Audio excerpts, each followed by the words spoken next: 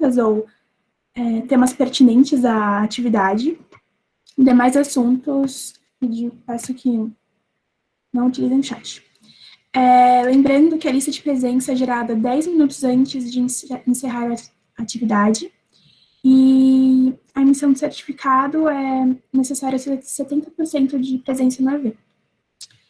Quero agradecer a presença de todos e nosso convidado, Emerson Sulpício Júnior, que vai fazer o workshop Fermentação, como e por que selecionar culturas para fermentação caseira. Ele é aluno de graduação em Engenharia Bioquímica da Escola de Engenharia de Lorena, da Universidade de São Paulo. Em 2014, ele ajudou a fundar o Clube de Biologia Sintética, o CBSIM.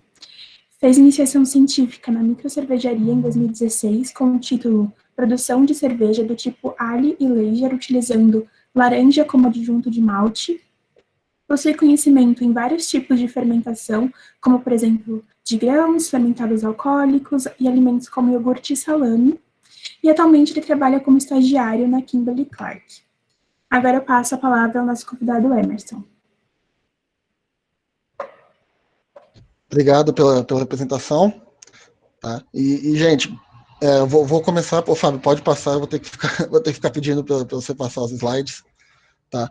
Então, a estrutura que eu montei para a gente fazer esse workshop, tá? É seguinte, eu vou dar um exemplo, vou explicar a lógica desse exemplo, depois a gente vai fazer um exemplo com essa lógica juntos, e aí a gente vai testar o nosso conhecimento. Tá? Então, o que eu me perguntei? Como que eu vou passar um conhecimento prático para vocês à distância? Tá? Então, acho que a maior informação de fermentação caseira, no caso, que eu podia passar para vocês à distância, era realmente fazer vocês pensarem em como fazer isso. Tá? Então, às vezes a gente não sabe como começar, às vezes a gente não sabe o que a gente tem que fazer para chegar onde a gente precisa. E o conteúdo exatamente é para ver na prática como que a gente faz isso. Tá? Pode passar de novo? Então, eu pergunto, o que define uma fermentação? Alguém sabe o que define? Eu vou pedir que vocês podem mandar no chat aí à vontade, tá? Bastante participação. A gente vai ter algumas coisas para colocar aqui dentro da apresentação também, conforme vocês vão falando. Então, quanto mais a gente participar, melhor. Tá? Quem sabe o que define uma fermentação?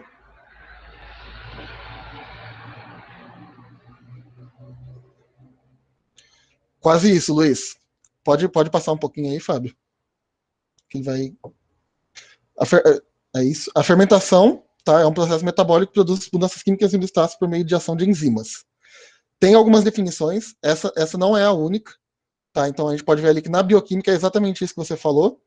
É a produção de ATP, ou, no caso, da onde ela obtém energia, na ausência de oxigênio. Então, o que acontece? Quando o micro-organismo não está respirando, ele fermenta e produz energia desse tipo de respiração.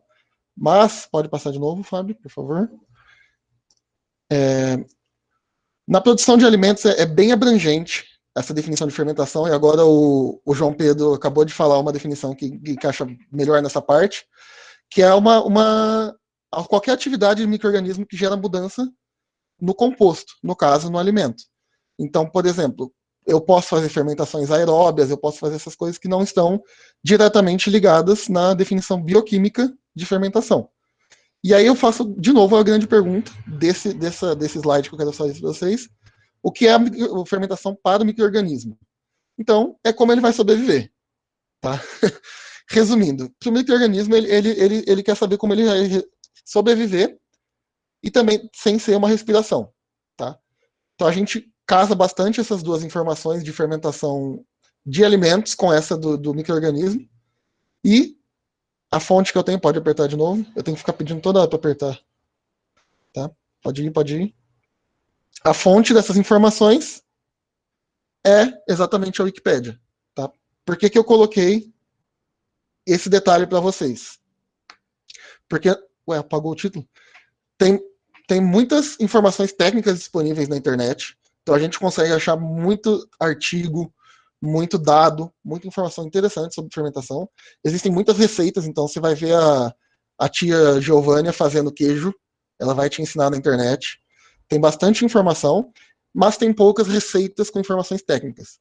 Então, é difícil você achar realmente alguma receita, pode parar aí, por favor, alguma receita que esteja explicando exatamente o que está acontecendo ali naquela receita. Tá? E eu espero que vocês, pelo menos que eu plante a sementinha aqui hoje, e que vocês tenham vontade e busquem como juntar essas duas informações. Então, vocês conseguem encontrar informações técnicas, vocês conseguem encontrar receitas, e o grande desafio que a gente tem é juntar essas duas coisas, é saber o porquê que eu estou fazendo aquela receita.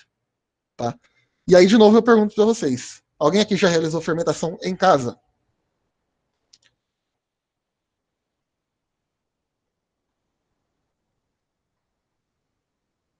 Já fez pão, a Thalita já fez pão, bolo.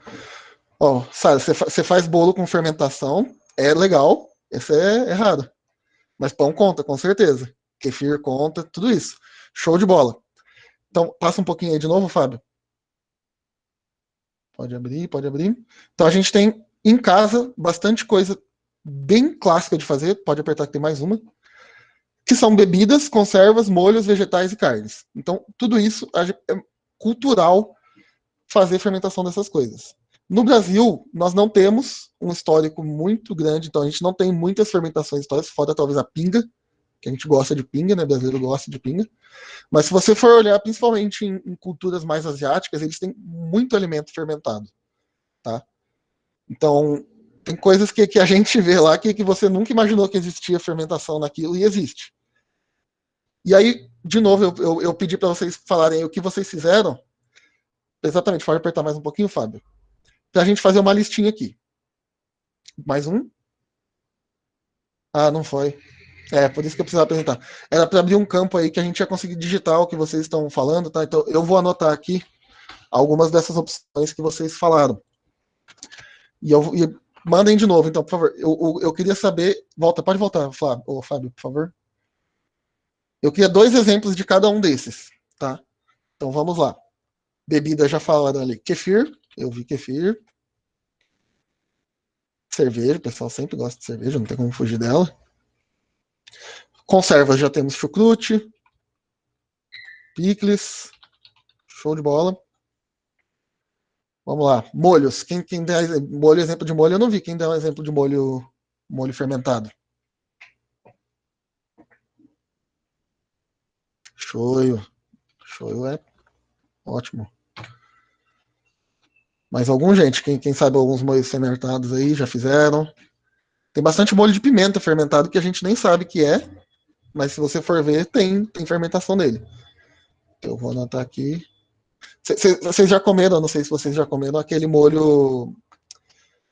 Como que é? Eu vou acabar com a pronúncia dele aqui, tá? Porque, porque a pronúncia é bem ruimzinha. Mas não, eu não lembro o nome, então peraí. Bom, tem bastante molho de pimenta, que é bastante fermentado. Eu vou até anotar aqui. E aí já já a gente vai ver por que a gente está anotando, tá? Vegetais. Quem dá exemplo de vegetais fermentados? Quem sabe? Que elas são. Gente, eu vou fazer o seguinte, eu vou pular essa parte, eu vou anotar aqui algumas coisinhas rapidinho, e porque senão a gente não vai ter tempo, eu acabei perdendo 15 minutinhos ali, e eu vou dar uma agilizada aqui, senão a gente não vai conseguir terminar. Mas a azeitona é um ótimo exemplo de vegetal fermentado, muito bom, Gustavo. Chucrute, olha lá, o chucrute é clássico também. Maravilha. E carnes, então, como já até mencionaram aqui, salame é uma carne que é um ótimo exemplo de carne fermentada.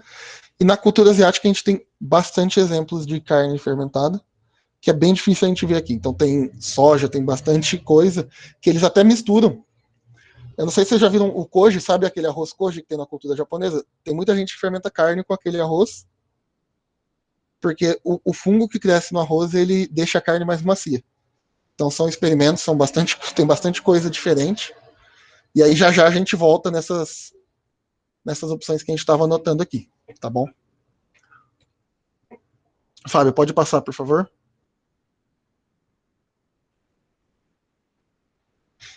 Bom, aqui eu trouxe um exemplo, então eu falei para vocês que eu ia começar com um exemplo. E esse é um exemplo de uma fermentação que nós fizemos no CBSIM lá no longínquo ano de 2016. Tá? E aí eu vou perguntar para vocês. A gente decidiu vamos fazer refrigerante fermentado. E eu pergunto, como que a gente vai fazer um refrigerante fermentado? Então, a primeira coisa que a gente vai fazer é procurar referências. O meu refrigerante não vai ter álcool, certo? Eu não quero álcool no meu refrigerante. Então, em quanto tempo eu faço uma bebida alcoólica? Em quanto tempo eu faço uma bebida fermentada que não tenha álcool? Tá? Esse é um primeiro ponto. Sempre procura alguma coisa similar. Se você não achar, por exemplo, uma receita de refrigerante fermentado, procure alguma coisa similar para você ter como base. Então, se eu olhar uma bebida alcoólica, eu tenho certeza que o pessoal aqui já fez cerveja, sempre tem cervejeira aqui no meio, teve cerveja aqui na semana. Quanto tempo vocês acham que demora mais ou menos para carbonatar uma cerveja com levedura, tá? Sem ser com CO2? Alguém sabe?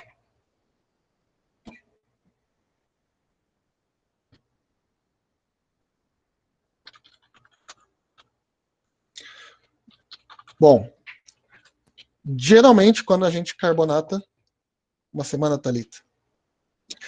Uma semana às vezes pode funcionar. Geralmente a gente deixa até 20 a 30 dias em temperatura ambiente. Tá? Então o pessoal coloca um pouquinho de açúcar, fecha a garrafa e deixa lá dentro para a levedura carbonatar aqui. Então vai gerar pressão e vai colocar. Então aí eu pergunto para vocês, quanto tempo vocês acham que eu demoraria para fazer um refrigerante fermentado, sem álcool? Tá? Eu não usei CO2, eu só usei a carbonatação com equipamento, usando, por exemplo, um cilindro, você consegue fazer em poucas horas, tá? E se for numa garrafa diretamente, você faz até em coisa de minutos. É bem fácil fazer com CO2. Esse processo é o mais difícil de fazer com levedura, mas é o mais barato também, porque você não precisa de nenhum equipamento. Quem consegue dar um chute aí de quanto tempo a gente demorou para fermentar um refrigerante? Eita, um ano! Quanta coisa! Um mês. Ó, esse chute já está ficando mais próximo. 2 meses bastante, 20 dias, 3 semanas. Ó, o pessoal chutou longe. 15 dias. Fábio, dá uma passada aí. A gente fez em 12 horas. Tá? Como que vocês acham que a gente fez isso? Pode passar de novo, Fábio. Foram utilizadas garrafas de vinho. Airlock eu coloquei entre aspas, tá? Porque o airlock ele serve para deixar a saída do gás e não entrar mais nada. Tá? Então, numa fermentação é isso que você quer. Mas nesse caso a gente usou um airlock bem improvisado, que já eu comento. Por isso que eu coloquei entre aspas. Água, açúcar, fermento de pão e gelatina. Tá? Por que eu escolhi o fermento de pão? Eu queria um refrigerante, eu não queria uma bebida alcoólica. O fermento de pão ele é feito para produzir CO2. Então, se eu usar ele, eu vou produzir muito mais gás do que eu produziria álcool. E como eu fiz em 12 horas, eu não consegui dar tempo nem da minha levedura produzir álcool direito. Eu produzi praticamente só CO2. Que todo mundo aí que fez pizza, todo mundo que fez pão, fez exatamente essa mesma reação. Por que eu consigo fazer pão? Por que eu consigo fazer pizza? Eu consigo fazer minha massa crescer com essa levedura e eu também consigo fazer refrigerante. Tá? E gelatina, esse é o mistério que eu vou deixar aí até já já. Por que eu usei gelatina? Então, pode apertar mais um, Fábio. Alguém tem um chute de o que eu fiz, o que a gente fez com essa listinha de material? Como que a gente chegou no refrigerante em 12 horas com esses materiais? Quem tem um chute aí, pode chutar à vontade, gente. Alimento das bactérias, o alimento das bactérias foi o açúcar que a gente colocou. Mas no caso foi para levedura. Ah, tá, você está falando da gelatina, desculpa. Gelatina é fonte de nitrogênio. Não que eu saiba, João. Talvez tenha, mas pelo menos não foi esse o objetivo. O alimento, no caso das leveduras, foi o açúcar. Tá? Exato, Ana. A gelatina é para decantar a levedura. Então, se a gente está fazendo em 12 horas, a gente precisa tirar essa levedura do vinho, certo? Porque. Do vinho, não, desculpa, do refrigerante. Porque se eu for fazer em 12 horas, a minha levedura vai estar 100% ativa. Ela vai estar lá fermentando e ela vai estar lá produzindo CO2. Para eu tirar aquilo e deixar meu líquido mais limpinho, eu usei a gelatina. E aí entra o grande segredo. Você pode passar de novo, Fábio, por favor? Pode ir para o próximo slide. Aí tem uma fotinha deles prontos já, tá? Então agora eu vou explicar exatamente o que aconteceu aqui. Coloquei açúcar e água na garrafa e o fermento de pão, apenas. Em vez de eu colocar o airlock, eu coloquei a tampa de vinho mesmo, para fechar bem a garrafa. Então, o que acontece? A carbonatação, ela ocorre quando o micro-organismo começa a produzir CO2, começa a acumular CO2 dentro da garrafa, aumentar a pressão, aumentar a pressão, aumentar a pressão, e o CO2 vai dissolvendo no líquido. Tá? Então, como a levedura de pão, ela funciona bem rápido, então, eu não sei se vocês usam fermento selvagem, mas esse fermento, por exemplo, Dona Benta, esse fermento de mercado, você mistura ele no pão, em 1 horinha seu pão já está crescendo, já está triplicando de tamanho. Então vocês imaginam em 12 horas, tanto que não produziu CO2 dentro dessa garrafa. Tá? Seria mais que suficiente para carbonatar. E aí eu deixei fermentando isso da noite para o dia. De manhã a gente colocou a gelatina em pó. No caso, já colocou a gelatina pronta. Então, por exemplo, aquela gelatina do bocão, você coloca ela vai decantar a levedura e vai dar o gosto do refrigerante. Então, se você colocar a gelatina de cereja, colocar a gelatina de maracujá, vai já dar o gosto daquele refrigerante disso. Tá? Eu recomendo esse método? Com certeza não. Tem na República que a gente estava fazendo isso, na casa da minha, tem uma mancha no teto, que é bem grande, porque uma garrafa dessas estourou a tampa, e aí todo o líquido que estava lá dentro saiu em alta pressão e foi pro teto, assim, espirrou direto. Eu só acordei de manhã, tava lá a garrafa aberta e o teto manchado. Tá? Nunca mais saiu. Então, não é um método que eu recomendo, mas funciona. Tá? E vocês podem ver que não foi nada intuitivo. Não é algo que a gente vê no dia a dia. Inclusive, eu vou até falar aqui, vocês podem me criticar e quem quiser pode até me xingar no chat sem palavrão, mas a gente fez refrigerantes do sabor cereja, maracujá, limão, morango e camarão. Tá? Quem aí provou já refrigerante de camarão? Camarão, sim. Olha, não me perguntem exatamente o porquê, mas ficou com gosto de praia. Tá? Então, se vocês querem provar um gostinho de praia, prova refrigerante de camarão. Fica a dica. Não, de areia não, de praia. Dá uma bebidinha naquela aguinha do mar, assim, com gás. Fica lindo. A gente usou caldo de camarão concentrado, tá? Que eu tava usando de tempero, mas a gente falou, não, vamos fazer um refrigerante para assustar o pessoal. Que o objetivo da gente fazer esses refrigerantes era para a semana de recepção dos calouros. Então a gente queria dar algumas coisinhas para eles provarem diferente, para a gente chamar a atenção para o Clube de Biologia Sintética. E o refrigerante de camarão chamou bastante atenção, né?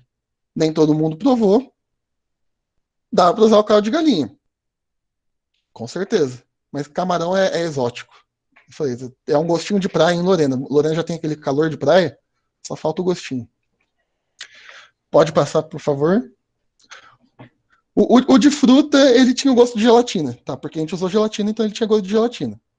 Se for fazer com fruta de verdade, eu recomendo muito mais.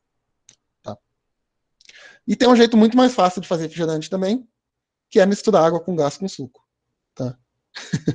Também é um jeito bem mais simples e prático, mas não atrai o pessoal. Não tanto quanto refrigerante de camarão. E por que eu mostrei exatamente esse exemplo? Se a gente olhar aquilo ali, a gente vai falar que é uma gambiarra. Tá? Fato. Eu diria. Se alguém me falasse que fez isso para mim, eu falaria que era uma gambiarra. Mas, hoje eu vejo que a gambiarra é um ajuste de alguma coisa que já existe. Tá? Então, por exemplo, eu tenho alguma coisa que quebrou, eu faço daquele jeito, eu podia fazer daquele jeito.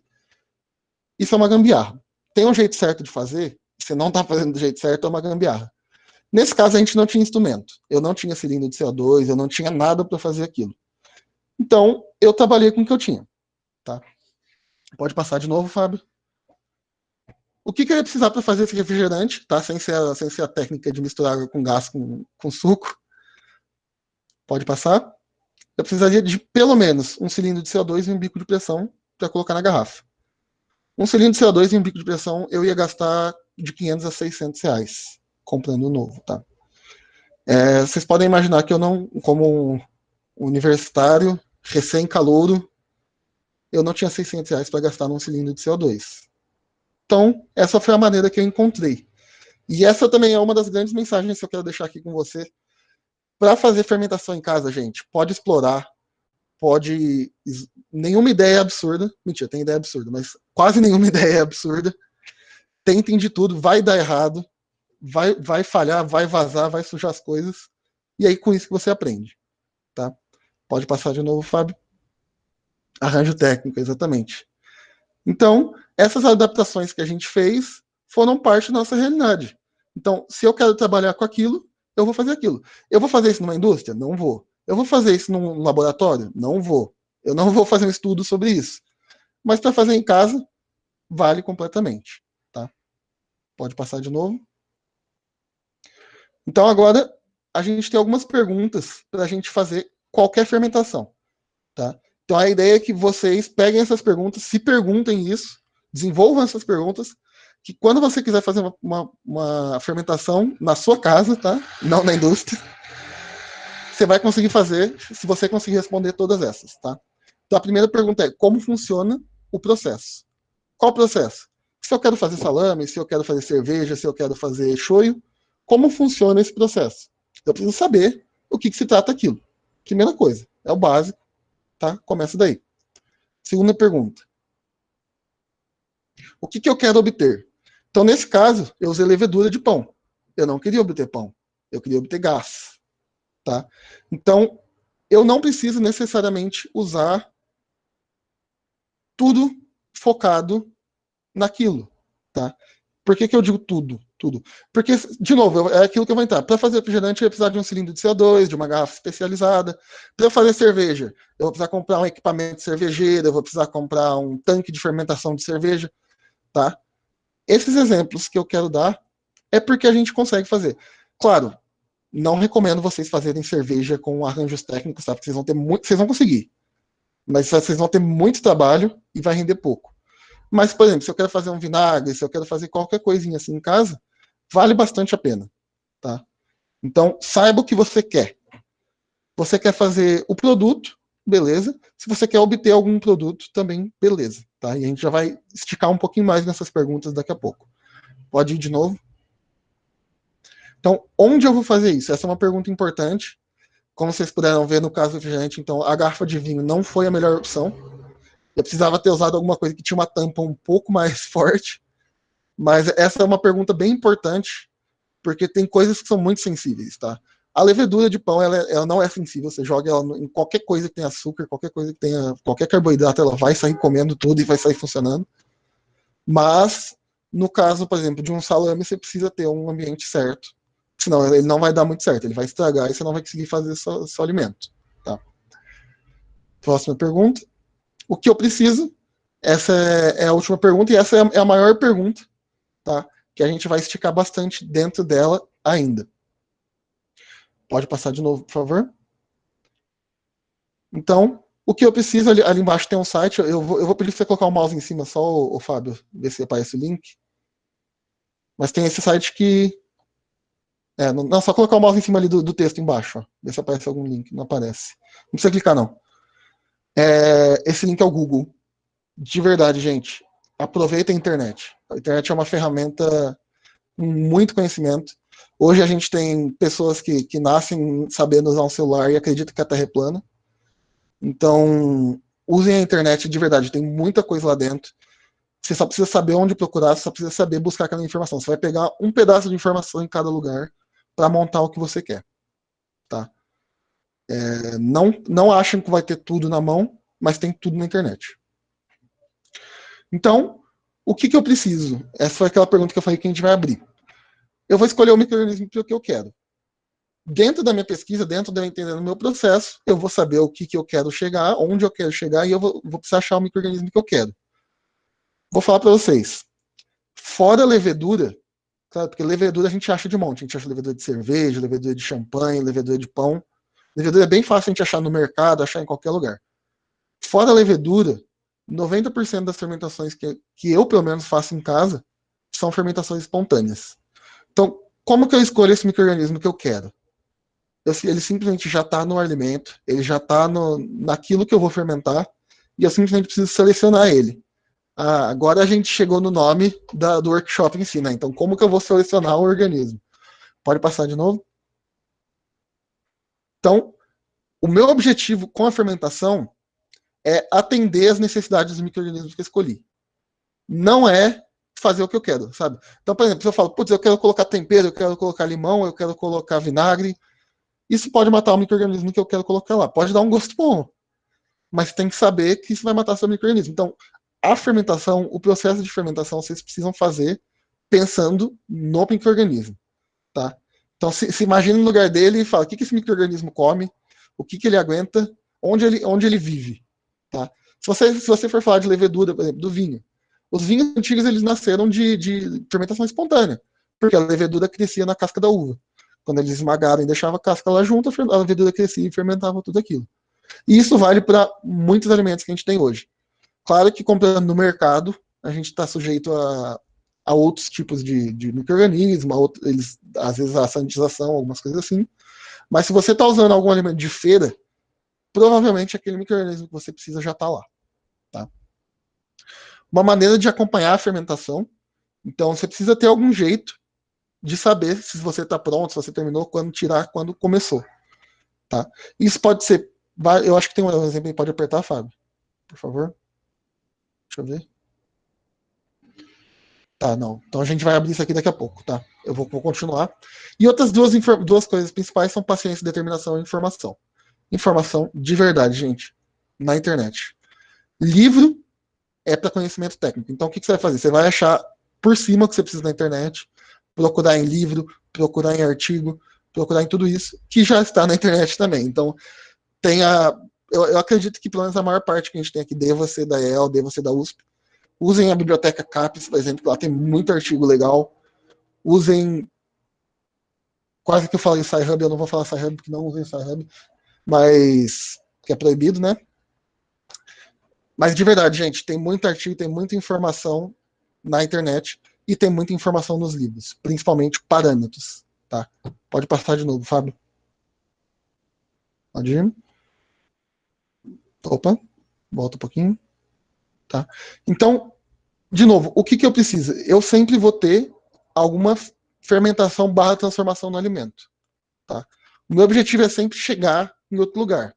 E quem vai fazer isso para mim é o micro-organismo. E para ele fazer isso para mim, eu preciso selecionar ele. Tá? Então, por exemplo, se eu pegar um leite e deixar ele solto, assim, eu coloquei ele num copo e deixei ele em cima da minha escrivaninha lá. Voltei depois de 2 dias. O que você acha que vai ter acontecido com o leite? Vamos, gente, vamos mandar no chat. Faz tempo que eu não encho o saco de vocês aí no chat. Estragado, coalhado. Com certeza ele vai estar os dois, tá? Porque eu não selecionei, certo? Então, cresceu fungo, cresceu bactéria, cresceu micro-organismo, cresceu qualquer coisa ali. E eu não sei o que foi. Eu não controlei, eu não tive nada com nada. Eles simplesmente foram crescendo e comendo. Quando eu fui lá, tava aquele fedor. Tava aquele cheiro de queijo com esgoto. Que nojo, gente. Nossa, vocês ficam falando essas nojeiras aí. Caramba. Mas tava aquele cheiro horrível. Porque eu não selecionei, eu não sei. Se eu selecionar, o que acontece? Ó, isso aqui é um exemplo, tá? Não se assustem. Eu fiz para vocês, tá? Olha só. 2 dias atrás, eu peguei um leite, literalmente, e deixei no ambiente. Não vai dar para ver? Não vai dar para ver. De verdade, gente, eu não sei. Eu queria que ficasse fedido, não ficou fedido. Tá com cheiro de levedura. Tem cheiro de pão. Tá? E isso é o que acontecia antigamente. Eles deixavam as coisas em algum lugar, chegava lá e o cheiro estava bom. Quem vai ser o corajoso de provar isso agora? Alguém provava, via que realmente estava bom, então segue a vida, vamos fazer de novo. Tá? Nesse caso aqui, eu fiz realmente para ficar feio e ficou cheiroso, ficou com cheiro de pão. Então eu sei que tem bastante levedura ali, eu não selecionei. Então vocês podem ver que realmente está no ambiente. Tá? Foi só leite e açúcar, mais nada que eu coloquei ali. E tá literalmente com cheiro de Dona Benta. Bom, pode passar de novo aí. Então, eu vou vir com um exemplo um pouco mais prático agora.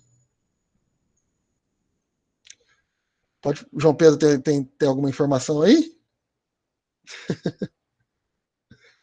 Pode deixar assim, peraí. Eu achei que o leite ia estar coalhado, tá, gente? Eu vi que vocês estão perguntando do leite. Eu achei que o leite ia estar coalhado, mas ele está super cheiroso e está fermentando bem. Então, surpresas acontecem também. Tá? Então, vou dar um exemplo bem claro do salame. Tá?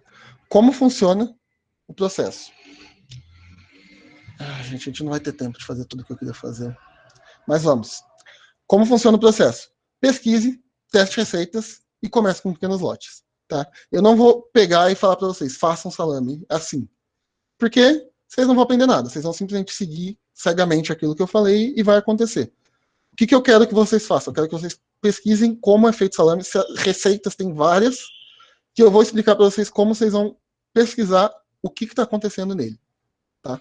Então, por que essa receita é assim? Você vai olhar aquela receita, o cara procurei lá, receita de salame hamburguês. O cara falou para misturar tal coisa, tal coisa, tal coisa. Por quê? Quero que vocês olhem aquela lista de alimentos e entendam o que ele está colocando ali dentro e por quê. Tá? Pode passar.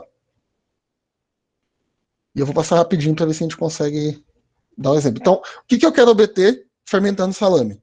Primeira coisa, salame. Acredito eu, né?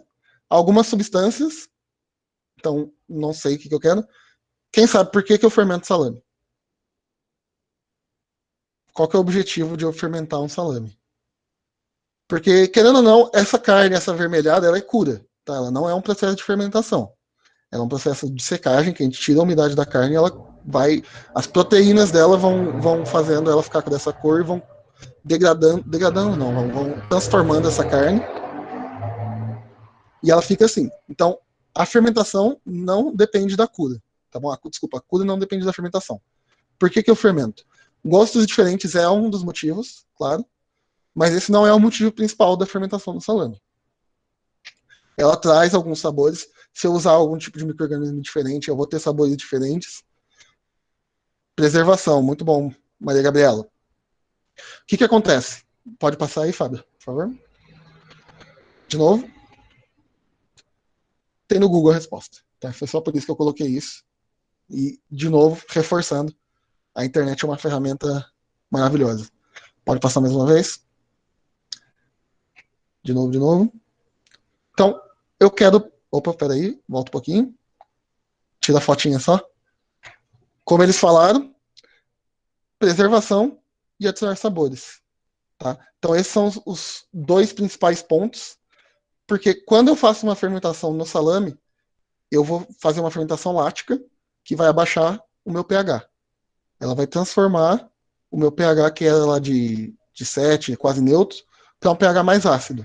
E o que acontece? Muitas bactérias que consomem essa carne não gostam de pH ácido. Então eu vou estar eliminando, vou estar inibindo o crescimento de várias bactérias que eu não quero lá. E também, ao mesmo tempo, eu vou dar um sabor pro meu salame. Então eu vou deixar ele azedinho. Eu não sei se vocês já comeram salame artesanal, alguma coisa assim. Geralmente ele tem um gosto um pouco mais azedinho, um pouco mais ácido do que aquele de mercado. Tem salames de mercado que são fermentados, mas também a maioria não é, porque você perde vários dias fazendo isso, sendo que eles conseguem fazer isso controladamente na indústria. Então, não é uma necessidade própria deles. Mas se vocês conseguirem pegar um artesanal, pegar alguma coisa assim, geralmente vocês vão perceber essa diferença. E o que acontece? No salame em específico, eu tenho duas fermentações principais que acontecem. A primeira foi essa que eu comentei, que a gente abaixa o pH com lactobacilos para ficar ácido e preservar meu alimento. E depois que eu já comecei a curar, depois que eu já pendurei meu salame, eu tenho um crescimento de fungo na parte externa do salame, que vai cobrir ele. Eu não sei se vocês já viram também fazendo ele. Ele tem essa capinha branca, pode apertar de novo aí, Fábio. Esse é um salame com fungos em volta. Tá?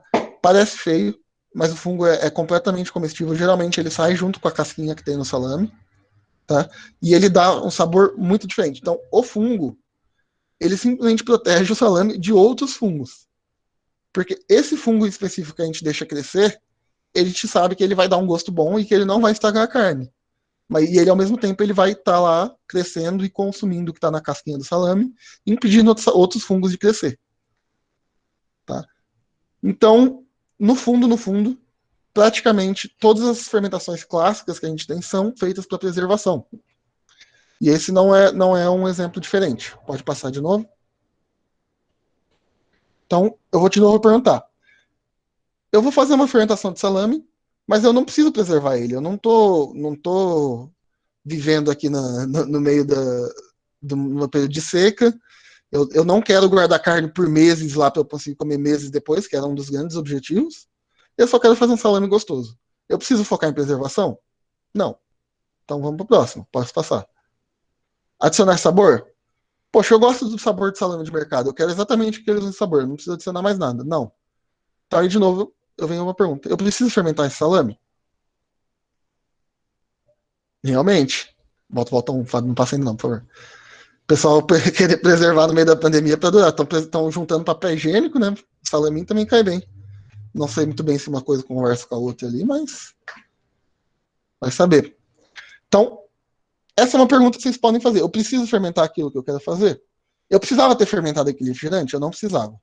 Eu quis fermentar. Tá? Pode passar. Então, para fazer o salame, pode passar mais um pouco. Pode pôr todo o texto aí nessa página, Fábio, por favor. Onde eu vou fazer meu salame? Eu tô fazendo aquelas perguntas, tá? Lembra as 4 perguntas que a gente fez lá no começo? Então, essa já é mais uma pergunta. Onde eu vou fazer meu salame? Eu tenho tripas naturais e tripas sintéticas. Vocês acham que eu acabei o local que eu ia fazer meu salame? É só isso que eu preciso. Então, eu tenho tripa, eu coloquei a carne dentro da tripa, acabei o que eu estava fazendo. Pode passar, Fábio. O local que eu estou fazendo esse salame é muito importante, tá? Então, eu preciso de um ambiente adequado para selecionar as minhas culturas. Lembra que eu falei do fungo? Se eu tiver uma temperatura muito alta, eu vou ter vários fungos crescendo ali, eu vou ter várias coisas. Uma sugestão para fazer controle de temperatura em casa, por exemplo, Arnaldo, é um termostato. Pessoalmente, eu uso um termostato aqui que eu paguei R$ 8, tá? Ele não é o melhor termostato do mundo, ele tem uma variabilidade bem alta. Se vocês forem gastar ele na faixa de 50, R$ 60, tem termostatos bons, mas a gente simplesmente liga ele na geladeira, e aí eu coloco ali a minha geladeira em 17, 18 graus, que é uma temperatura ideal para eu crescer esse fungo, tá? E eu vou curando também o meu salame. Então, por isso que eu coloco a umidade. Vocês imaginam se eu coloco esse monte de salame num lugar que tá com a umidade lá em cima, tá tudo úmido. Vai começar a crescer um monte de bactéria, um monte de fungo, um monte de coisa. Não é o que eu quero, tá? E dentro de casa, eu não vou ter um controle preciso, tá? Então, se você quiser fazer, por exemplo, uma cura na sua geladeira normal, você consegue fazer. Provavelmente você não vai conseguir fermentar exatamente, mas você consegue fazer uma cura. E como que e tem muitas outras fermentações que eu consigo fazer, principalmente em temperatura ambiente. Então, que nem eu mostrei, eu não consegui mostrar exatamente, né? O leite para vocês, mas ele ficou em temperatura ambiente. Então, tem muito micro-organismo que gosta de temperatura ambiente. Para o salame em específico, se vocês deixarem em temperatura ambiente, ele vai estragar, ele vai apodrecer, vocês vão sentir um cheiro diferente. Tá? Pode passar de novo, Fábio, por favor. Pode passar.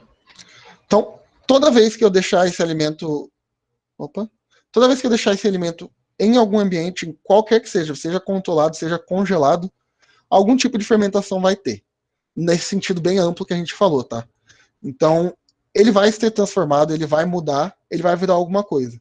Cabe pra gente, em casa, direcionar para onde ele vai. Tá? Então, a gente quer escolher o que vai acontecer com ele. Eu posso escolher que eu não quero acontecer nada. Isso é simplesmente preservação. E eu posso escolher que eu quero fermentar ele. Aí vem a parte de seleção. Tá? Pode passar de novo, Fábio. Então, nesse caso, eu vou escolher o micro-organismo que eu quero. Pode colocar aí. Para as indústrias, eles têm cepas que você pode colocar, que eles colocam, nesse caso não dá para ler, mas é uma cepa de fungo.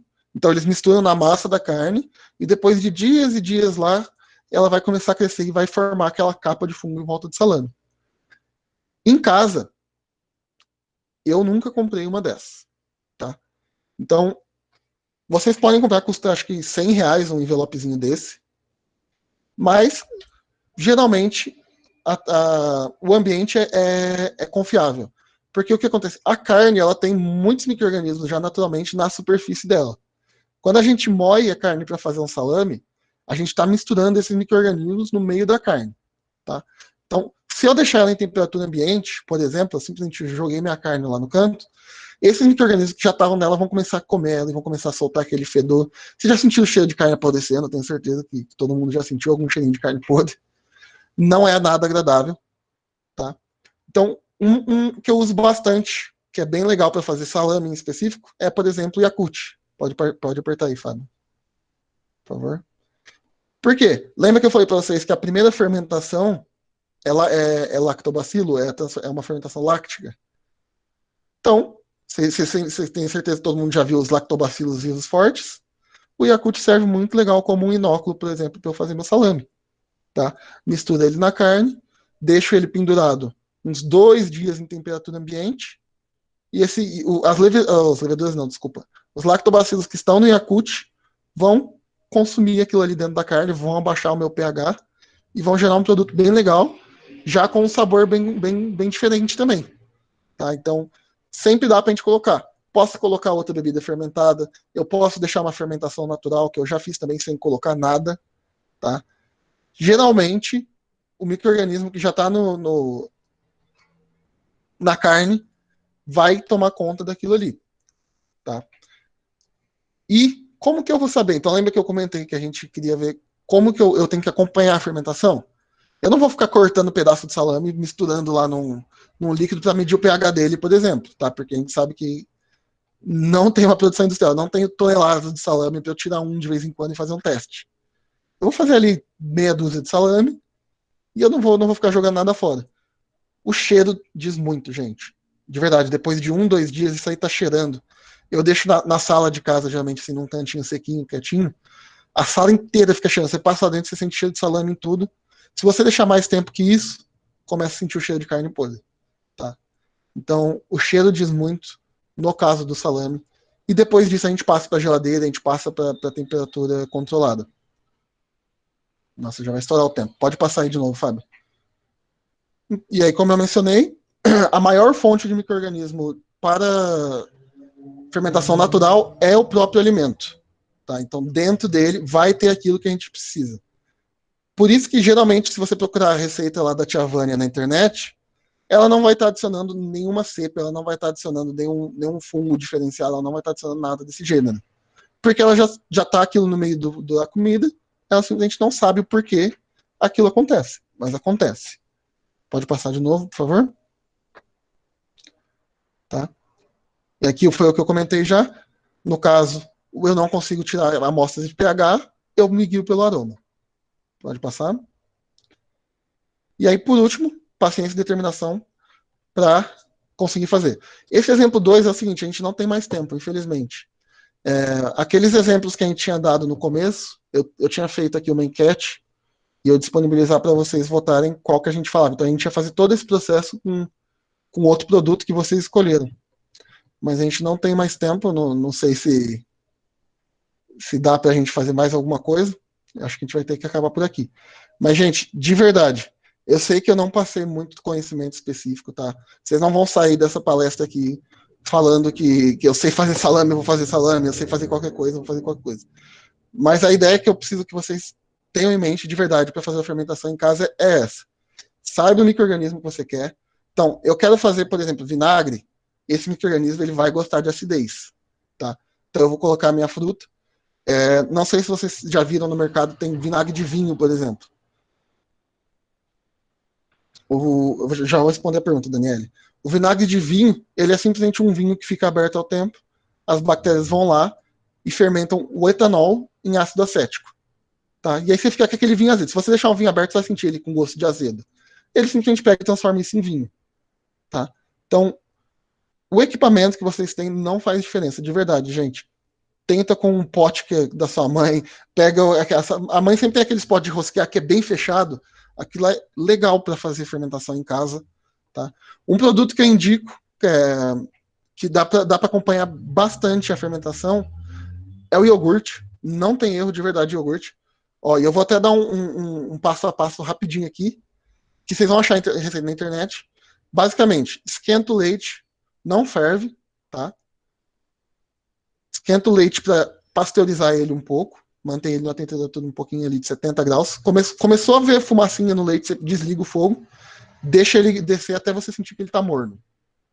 Encostou nele, tá quentinho, não queimou a mão, mistura um pote de iogurte pronto de mercado, deixa, enrola, fecha aquilo lá bem fechadinho numa garrafa, em algum lugar com pouco espaço, enrola num cobertor e deixa dormir lá, da noite pro dia.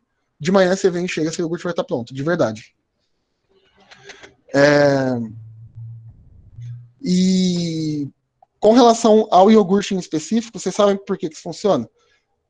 A indústria faz o iogurte, o reator do iogurte, o tanque de fermentação do iogurte é o próprio copinho. Eles simplesmente misturam tudo lá na indústria, colocam no copinho, sela e envia. Esse iogurte ele é fermentado no caminho, ele não é fermentado na fábrica. Tá, então esse é um ponto bem interessante. Então, no mercado, com certeza, aquele iogurte vai ter micro-organismos, vai ter lactobacilos vivos para fazer também o seu próximo iogurte. E depois você vai passando de um para o outro. Tá?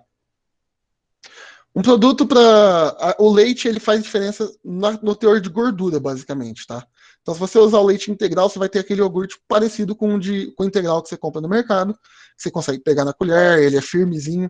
Se você fizer, por exemplo, com um iogurte desnatado, ou semi-desnatado, ele vai ficar mais ralo. E ele vai ficar aquela textura de Yakult. Então, se você fizer iogurte ou Yakult com leite semi-desnatado, por exemplo, ele vai ficar muito parecido com Yakult. Tá?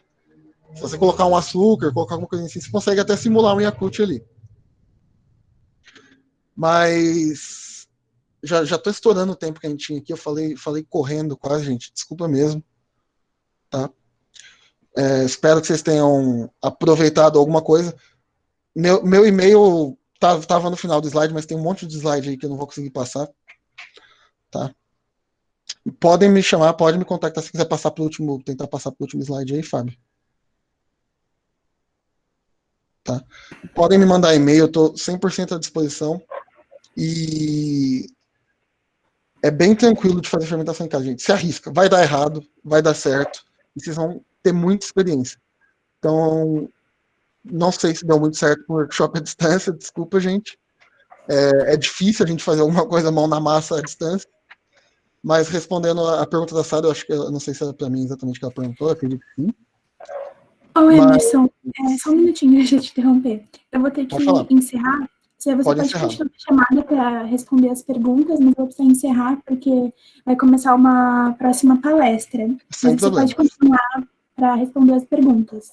Então, eu só queria falar rapidinho que agradecer a presença de todos e a sua principalmente por se disponibilizar, apresentar a nossa semana, e que a próxima palestra, o link já está disponível na plataforma do Eventbrite, e será a palestra Linhagens Industriais Fantásticas e Onde Habitam.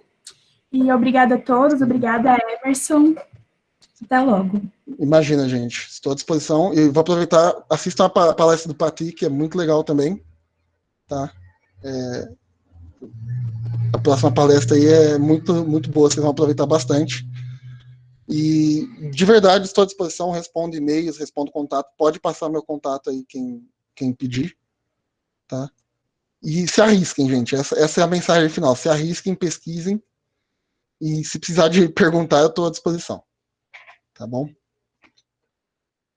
Obrigadão, viu, gente? Até mais.